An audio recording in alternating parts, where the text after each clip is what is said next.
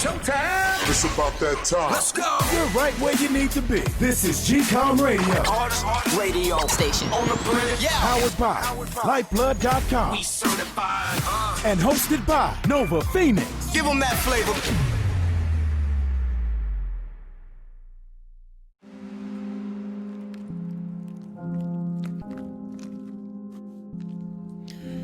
What up? What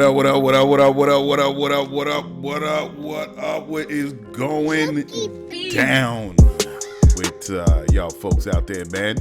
This is Nova Phoenix, host of GCOM Radio on iHeartRadio, and we are in the midst of something beautiful that is happening right now. A change, a revolution in mind, in thought, and in action. We are in the midst of a great reset. As I said before, as part of the commercial that I put out there a couple of weeks ago with COVID-19, just to keep the spirits up, letting people know that we can be bigger and better human beings in the 21st century. And then all of a sudden, we are dealing with the protest, with the deaths of George Floyd. And everybody came out. Not just in the United States, but around the world. And it is a beautiful thing. And I say this because I had some family members that shared a video, and I saw this before, but it's getting around, where it is the end of the Avengers Endgame. And it shows, the great big battle amongst Captain America and Thor and all the other Marvel Avengers, and Captain America's getting up, beaten, and the shovel, and he's facing Thanos and his whole army. And then you see Captain America get up, and he's gonna face him, because that's what Captain America does. And then what happens? On your left, and everybody comes out. The what do you call those things? Not the boom. I'm mixing them up, but the portals. And everybody came out, and you see him that the snap worked, and everybody came to assist Captain America to fight Thanos and his army, and the great end battle ensues. But then with this video, it had pieces. It was related to what's happening in the United States, and the beaten and the battle scarred or bruised up Captain America. Right below, he gets up, and right below there's letters that says protesters, and you had the Amish people, and it had a whole bunch of people that was coming through showing support against racism and systemic racism and white privilege and all that. And I thought it was cool, because it's kind of like what's happening right now. You have people that wants to carry on racism, and then you have the better part of humanity standing with Captain America and all the Marvel heroes against racism itself and everything that it is and how it exists. So the battle is on, and as I'm saying that, we are dealing with another weird, wild thing that's happening right now in the New York fireworks, but I'll get back to that. But yeah, so I'm back. I'm not going to do a big show this time around, because I usually record on Sunday. Yes, I record on Sunday, and I chop up everything, and I get to the show, and I release it every Wednesday. But it's Father's Day, and shout out to all the fathers, how should I say it? Happy belated Father's Day by the time the show comes out. And I was just spending some time with the family, and they made me dinner and breakfast, and it was just a cool, chill day. And I didn't really have a show already. And I had some thoughts, and I was going to get it together. But you know what? I've learned in life that everything cannot be about work. You have to spend time with the family and chill and just decompress and just, spend that quality time, which is important. And it's not all about work. Sometimes you just got to put down the pen, put down the mic, put down the book, reschedule a meeting. And you can't relive these moments. And I think these moments are what's most important in a person's life. So yeah, man. So happy belated all to those fathers out there. And do your thing. Do what you got to do. And your first step, just be there, man. And everything else falls into place. So this is going to be a short show. It's not going to be long. It's going to be like, I'm just going to do a quick little 25-minute talk. And some of the ideas is going through, and see what's going down. So, you hear that? It's going off. So this is perfect. This is a perfect show for it. So maybe I should just start off with this fireworks thing. And I think it fits for the moment. So let's go with it. These fireworks. What is the deal with all these fireworks that's popping off? At first, when I heard it, I was like, okay, you know how it is. You know, kids getting a hold of the fireworks on the underground market and they shooting them off. Oh, maybe they got it a little bit earlier. But these fireworks are different from the fireworks that were being set off earlier in years before. Now, I'm speaking to everybody, all my New Yorkers that's listening to the show, everybody, even let's say the gentrifiers, even to say the quote-unquote leftist gentrifiers that moved into New York for the past 5 years, 2 years recently. Let me tell you, this is not normal. So I'm looking at the tweets and everybody's talking about it right now. Some people are saying that they're questioning it. Other people, they want to go a little deeper, pull back those layers. Other people are just upset and they're calling the police. And they say, oh my God, what are these fireworks going off? They're going off all night. It starts around 9 o'clock, doesn't end till 4 in the morning. And it's killing people's sleep. Now, I'm going to let you guys know. It is not normal what's happening. Yes, do kids set off fireworks? Do they get a hold of fireworks? Yes, they do. But it usually happens a week before 4th of July. And then probably a little bit afterwards because they have the stragglers. Some of the fireworks haven't been set off. They got bottle rockets. They got all these other things, M80s, whatever. So yes, it does happen. But here, which is very peculiar, these fireworks it started around a couple of weeks ago, around 2 weeks ago. Really early. So when I heard it, I didn't even think much of it. I was like, okay, like I said before, it must be kids.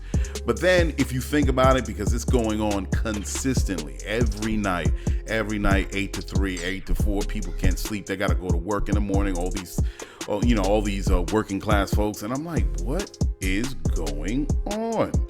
This is, and I'm doing my thing and I'm up late at night and I'm like, wait a second, these are real fireworks. Because you look up in the sky in the city late at night out and about and you see, the colorful splashes against the New York City skyline. And it's like, oh man, they really setting off fireworks. But then it gets you thinking, how the hell are these folks or whoever's setting these fireworks off, how are they getting a hold of these fireworks? Now, okay, of course, fireworks are illegal. You can't set them off because you want to keep people from getting hurt. And let me tell you, this New York City made a crackdown many years ago, and you can see it kind of like, it's still out there every now and then, but it started to diminish as far as the fireworks going on. But here, this year, right now at this moment, they are going off consistently. I'm talking about loud bangs as you can hear right now. They're loud bangs, just like right next door to you. Now, everybody's wondering what is happening. So, what is happening? I don't know what's happening. There's a lot of questions. And what I seen from when I searched for it on Twitter, and I forgot what the hashtag is, but New Yorkers from all, and you know what? It's not just happening in New York. And this is what adds to the peculiarness, if that is a word, of what's happening right now. It's happening in every city. Never heard of this before. New York fireworks have gone off before, but I've never heard of other cities doing it. But it's going off consistently at the same time in Detroit, in LA, in Florida, all the major cities. This wild and weird, interesting phenomenon is happening right now where we have fireworks going off. I mean, loud bangs, and it's like right next door. You freaking cats, dogs are having PTSD. People are getting, I was woken up like 3 o'clock, 4 o'clock in the morning by fireworks. Now, you go search online and you see some videos, and then people would probably rush to it and say, okay, these are the culprits, right? They're young kids, right, in the hood. They're getting a hold of these fireworks. Interesting. So before you didn't hear any fireworks, but now you do. And they're consistently getting these fireworks. So it kind of makes me think, is this like the nice, neatly stacked bricks that have been conveniently left in front of stores during these protests for people to grab a hold of and start breaking windows? Is it related to these cars that have been burned and people are taking videos and of these actors that are a part of the protest, and you find out these people were not a part of the protest? Even the police departments have been said, the police chiefs have said some of the folks that have been caught in these protests are not the people, are not the residents of these cities. They're coming from outside. So I find it interesting that we are having a continuous let off of fireworks every night. It is strange. It is peculiar. And you have a lot of people, what's happening is they're calling the police and they're saying, oh my God, this is crazy. And these are coming from the gentrifiers. I'm not trying to push these folks off to the side. And I say gentrifiers because they're not from the community. The ones that are complaining. Okay. Now, the beautiful thing about the protests is there are a lot of people that, you know, they live comfortably within their bubble, not understanding what black and brown, and particularly I'll say black people, have gone through in this country. And when they have seen it because of the beautiful invention of social media and smartphones, when they saw it, they got just as much disgusted by it. So they came out. And it's out there. And they're showing their allyship in many different ways, right? But now when they go back to the comforts of their home and they're sitting down watching TV, they're getting ready to go to bed, go to sleep so they could go to work in the morning. All of a sudden, one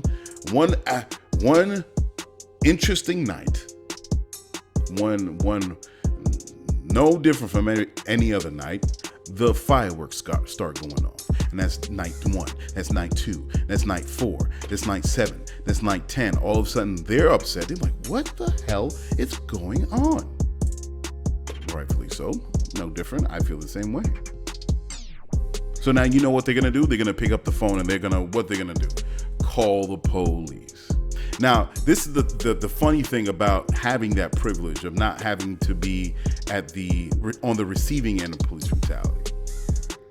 A lot of times those allies that are really on the outskirts of the anger and the frustration of dealing with police aggression, they're like, you know, they joined in and, you know, as long as I can help. All right.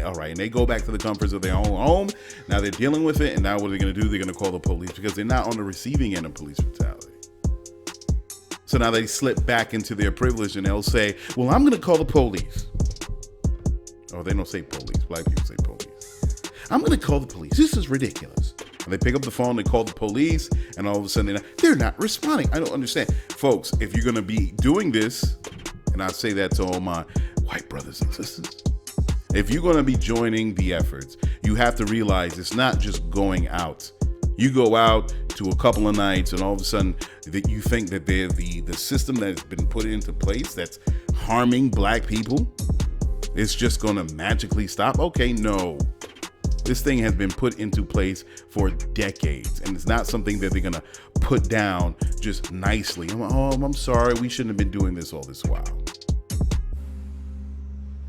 So they're going to push back, and they're going to push back in ways where they're going to frustrate you enough, get you angry enough that you're going to forget about all these protests and you're going to pick up the phone and calling the very people that you are protesting against, the very people that you're standing next to and marching with and putting up those signs. Now you're the ones that you've been complaining about. Now you're reflexively picking up the phone and calling the police because you don't want to be disturbed. But that's the point. You cannot pick up the phone and call the very people that are oppressing you, the other citizens, your black brothers and sisters, those American citizens. Now you can't just pick up the phone and call the police. Well, just last week you were protesting right beside them. It doesn't work like that, and that's what they want. Because now they'll say, "Look at all these calls. We're not around." Now, this is why you need us. So all that defund the police makes no sense. That is the trick. That's why these, allegedly, why these fireworks are going down, because I don't have any solid evidence. I just find it peculiar that we hear this every night at the same time. Now, those videos with those kids, are there kids doing it? Sure. They're bored. They're at home. This is summertime. There's nothing that is occupying their time. So now all of a sudden they're getting a hold of these fireworks. Now it's much easier to get a hold of, conveniently. Now they're going out with their boys every night and they're just setting it off. So what we need here, I tell you this. This is what we're talking about as far as community involvement, that the community has to talk to each other. And we can't reflexively just pick up the phone and call the police. Because in some ways, they're not even answering the phone. What you got to do, you have to speak to your neighbors. You got to go out there and speak to these kids. You got to go out there and knock on these doors. And you have to show the parents of these kids, this is how can be problematic. We're not saying you can't have fun. We know you're just letting off steam, but this is how they are. This is the counter strategy that they're using against the protests. And we can say allegedly right now. Because people are not going to get it. And we have to be able to talk to these young kids, these young men, and say, hey, listen, we're not saying you can't have fun, but can we just cut it at 1 o'clock? Can we cut it at 12? Can we cut it at 11:30? Talk to the people. Let the community talk to each other. Because we cannot protest about police brutality and then we start picking up the phone right after, when soon as things get a little uncomfortable for us. Because our life as black people, it doesn't get, it doesn't stop becoming uncomfortable during a protest or when we put down the sign. Our lives are always uncomfortable when we wake up to the moment we go to sleep, when we go to our jobs, when we pay our taxes, when we take out the garbage. Our lives are continuously uncomfortable. So they want to make it uncomfortable for you now because you live in that bubble. So that, as I said, this is where the community has to talk to each other. Now, the other thing, setting off those M80s, the other thing is we have to continue. What does that mean as far as community-led public safety services? Now, the community has to continue to talk to each other and say, how do we go out there and talk to the people? As I said before on the show, a private security service where it's just not in ways of looking like the police or doing, but having those specific services provided where we go out there and we talk to the community. So it could manifest itself in many different ways. And the crime element, will deal with the crime element, not in a sense of policing, but also what can we do to get these kids' minds busy, to start a business, or get them involved with a program. All right, because crime in heavy crimed areas, or crime in high crime areas, what we're dealing with is lack of opportunity, lack of financial access. That's what we're dealing with. So we have to provide those programs that's going to give them financial access and keep their minds busy, and have those programs where they can be a part of, where they can build capital, keep their minds busy, enter these programs, and now we start generating opportunity. This is where crime goes down. Okay? We got to deal with the poverty issue, because we know 7.25 doesn't make it in New York. How do we create financial access to keep people from doing crimes? Because crimes is not something that people want to do. It's not in their blood. They do it because they are forced to. They come from broken homes. They make bad decisions. This is not rocket science. So how do we go out there? It's like I said, one person said on Twitter, as far as these fireworks concerned, we need those investigative journalists to go out there, or not just from a journalist per se to get the story, but also concerned citizens of the community. Let's talk to each other. You hear it's popping. This is an example where we create those community-led public safety services, where we go out there and talk to the community. Let's just not just getting to our minds where we're going to pick up the phone and call 911. That's what we're talking about. You hear that going off? That's what it is. All right, so let's move on. What else is going on? All right, so Alicia Keys versus John Legend, man. Oh, man, that was a beautiful thing. That was on Versus. They went through all the joints. I don't even have to tell you how I felt. It was a joy, all right, two icons, of course. So we always use that term, but two beautiful artists that took the time out to play the music. They just didn't play the songs, but they performed them. The pianos back to back. And also, which was a beautiful thing, having it on Apple TV in HD format, high definition. Man, it was dope. Beautiful, man. Beautiful. So I'm looking forward to seeing more verses. Hopefully, when we get past this, the live concert can be done with Alicia Keys and John Legend. Yeah, that was dopeness. All right. So please, it's on review probably on Apple TV. I thought that was dope. I'm gonna get into as far as the I was hoping that can be some other people that can reach out and help and assist with developing the public safety services as we speak about when it comes to defunding police. And it's just not from a police aspect, from the community, but also the services. And now I say this because unfortunately we have some brothers that have been hung in about 4 different states. And the police, they're saying that there are apparent suicides, on which we all know is bullshit. So I was hoping someone would take the reins of somewhere in New York where we can start getting on the ground running to develop our community-led public safety services. But, I feel like, you can't wait for other people. And so I'm doing it myself. And I will let you guys know as the show goes when this is going to happen. And we're going to show up and the community is going to do it. And even if I have to just spark it off and set it off, that's what I'll do. Because it's important that we start getting this together. Because we are not going back. As far as black people in this country, we're not going back. We're not going to deal with the intimidation. We're not going to deal with the things that have happened as what we always see on the PBS channels and the documentaries of what black folks went to in the 1910s and 20s, 30s, 40s, 50s, the black codes, the slave codes. We're not going to do that again.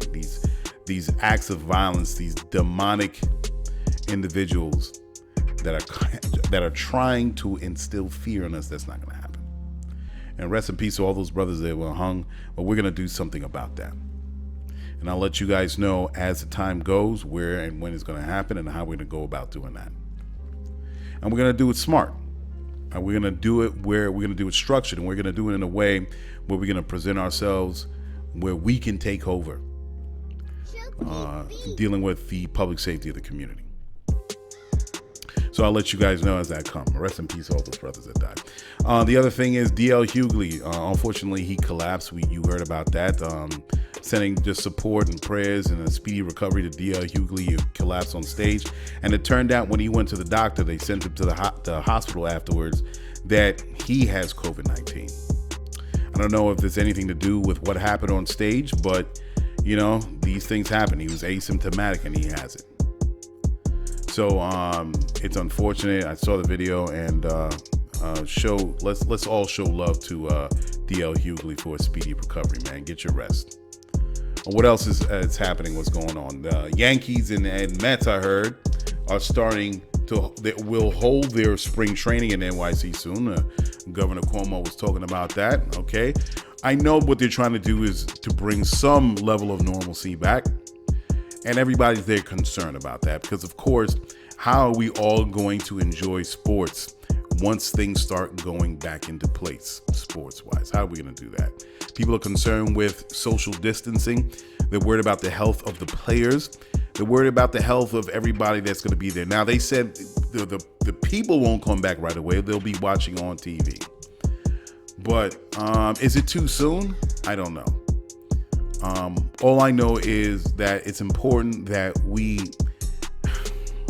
some people say they're distractions, but other times we have to do something to center us and have some sort of peace. And so I'm kind of split in between the things, but we'll see how these things go. As far as basketball is concerned and football is concerned, and, I even have my side feelings about that. The whole thing I feel about the NFL, they're full of shit.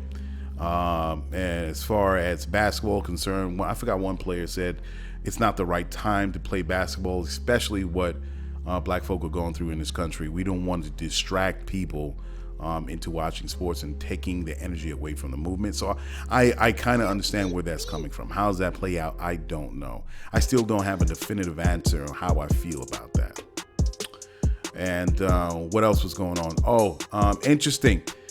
This lady called Tiffany Wines, an ex-employee of Complex Networks, and everybody knows of Complex Magazine. Well, the bigger company, I'm sure the parent company now, is called Complex Networks. I didn't know that. This is the first time I hear about the new name for Complex. But Tiffany Wines is pushing a lawsuit against the company for mistreatment of black women and POCs, against Jay Salim, the EVP of People and Culture, and Armand Walia is the senior director of social media. She says there was a continuous mistreatment of women in the company, and says she was breaking her NDA, and she knows the risk of breaking that NDA, but it's important for people to know what she has been going through and what other women has been going through at that company. And it's unfortunate. I'm just going to say this, that I'm in full support of Tiffany Wines. If that has been happening, she should have justice herself.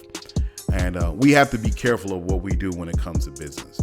And there are a lot of companies that are run by men that feel that they're using their power to exploit other women on the jobs, whether it's something that's on a passive aggressive level or something that's more overt, or so we have to be able to check ourselves as men. And this deals with power. And we know that for a long time in this patriarchal society, we've had that power and we've abused it. And it's about time that we got to correct that. Stand straight, man. If you got a company, treat all your employees as they should be treated. And you never want to act in a way where it could be detrimental to you as an individual, as a person, and to the company and to your legacy. And a lot of men don't recognize that. And it's time that we come to terms with our own patriarchal behaviors and how we treat women in this society. So much support to Tiffany Wines, and if everything is as it is, then there should be justice to be brought against the Complex Networks and these two guys, Jay Salim and Armand Walia. Last thing I want to say before I get out of here, as I said, go to Lyfeblood.com. I appreciate these little things. I just wanted to speak on this right quick before and not miss a week. So go to Lyfeblood.com, join, be a lifer. And as you can see here with everything that's happening, Lyfeblood.com is just more than a social media platform. What I'm trying to do is use my platform for good. And there are a lot of people that says if you stand by and stay silent, that's just as bad as if you stay silent. It's just as bad as agreeing or going along with the acts of racism that's happening in this country. So it's just not about saying it's wrong, it's about doing something about it.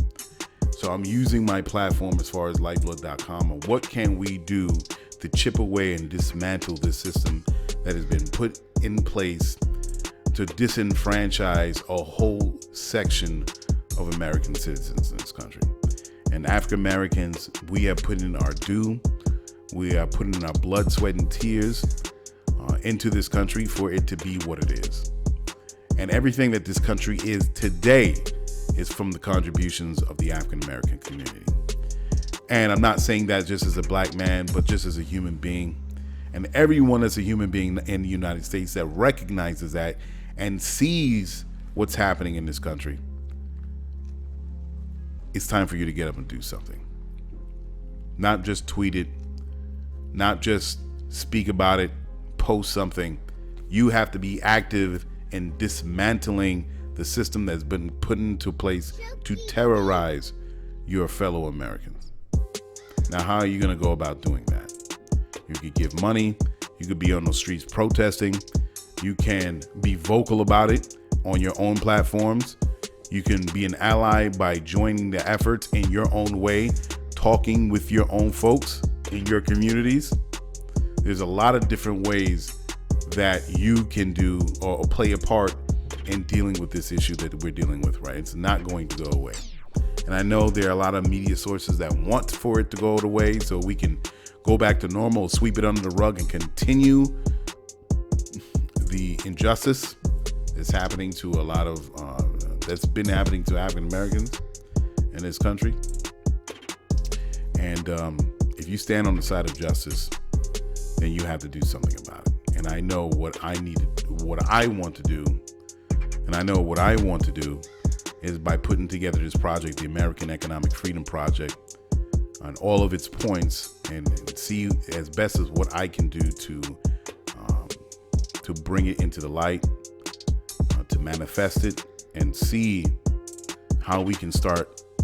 In what ways can the community start seeing the power in themselves, as it is in the spirit of Lyfeblood.com, to start to deconstruct these issues that we've been talking about since forever. So please join Lyfeblood.com, be a lifer, share a minimum of $1 amongst each other for the gifts that you have, for the passions that are a part of you. Check out the American Economic Freedom Project. See how you can get involved on that level. If you're an artist, and we know that we want to empower artists financially with the music that they create, be a part of that Music Life project. Donate $2 or $3 a month to an artist of your liking if you really dig their music, so they can have another way of making money other than music streaming, which I've said countless times on this show that it is not sufficient financially for an artist to be independent, truly independent, to be a part of that. So there are a lot of different projects that are happening on the Lyfeblood platform. So we're going to be active in trying to free ourselves from the issues and from the shackles of the old guard, of the old way. And for this country to step into the 21st century, these are the points that we have to actively be engaged in for ourselves, in our homes, in our communities, in our counties, in our cities, in our states. All these projects that have been put together, they all play a part for this country to start stepping into the 21st century. So thank you for listening. No music of course, for this show around. No business of the week. No news you need to know. It's just me wanting to connect with you guys and getting off my chest what has been happening for the week. So we'll come next week with a full show and have all those things in place. So I appreciate you listening again. Join Lyfeblood.com, and yeah, man, I'll keep you posted on this platform when these things are going to come into place, and where and when we're going to meet, and all those things. All right. So thanks for listening, and enjoy your week to come. All right, later, folks. Yo, check it. You just listened to GCOM Radio, powered by Lyfeblood.com for the global community. We worldwide, baby. See you in the next go round. From right here to your town, we out.